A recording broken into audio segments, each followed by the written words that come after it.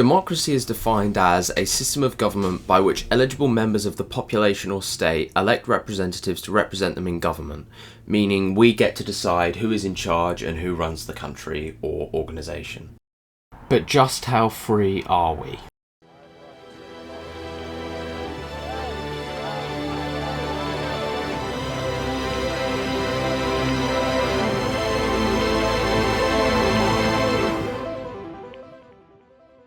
In many ways, the supermarket is one of the best representations of the choices we have in a modern democracy. You can peruse the aisles of any supermarket for hours, finding foods and products that have come from all over the world, organised in one place for your convenience. Any whim you might have, a supermarket can cater to. If you want to eat a mango in September, you can, or a fully blown roast dinner in the height of July, you can as well. The supermarket really is a marvel of modern innovation, but how do they actually influence your purchasing decisions?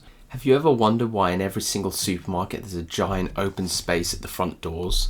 It's not for security or aesthetic reasons, it's done by design. Supermarkets call it the decompression zone. When you walk into a shop, you're walking at your outside walking pace, whereas supermarkets want you to be at your shopper speed, i.e. a speed that allows you to view everything on the shelf and be convinced to buy more things than you originally wanted to buy. The decompression zone will have some things in it like flowers, baked goods or promotions, and they're put there intentionally. The supermarket wants to pique your interest before you enter the main store, and they place the items there so you slow down and look at all of their offerings. They do this on the shelf too. The shelves are divided into 3 segments: budget, ordinary and premium. On the bottom shelf they'll place the cheapest products, own brands, lesser known brands, and all sorts of stuff can be found on the bottom shelf. But they're really inconvenient to get to as you have to bend down and you'll look at the price and think, well, why is it that cheap? In actual fact, it's normally the same as ordinary or premium products, but its price puts people off. On the middle shelf where your eyes fall automatically are the normal, reasonably priced products that you'll probably end up buying. And on the top shelf are the premium selection of items. Normally they're just included on the top shelf to make the normal products look more reasonable in terms of pricing,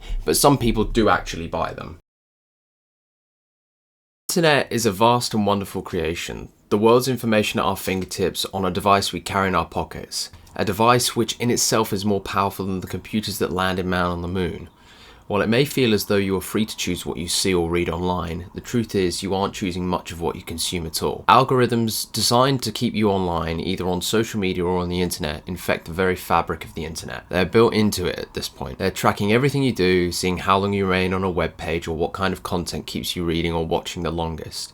These algorithms take this information and recommend you more content on a loosely related topic so that you end up clicking onto the next story or video and then inadvertently spending hours of your time sidetracks on things you weren't intending on doing. Even what we learn is decided for us. The strict curriculums in school with the fairly useless subjects we learn. There are some practical applications for algebra and trigonometry, yes, but a lot of people would agree that learning about how things like the economy works or how money works would be a far more important lesson.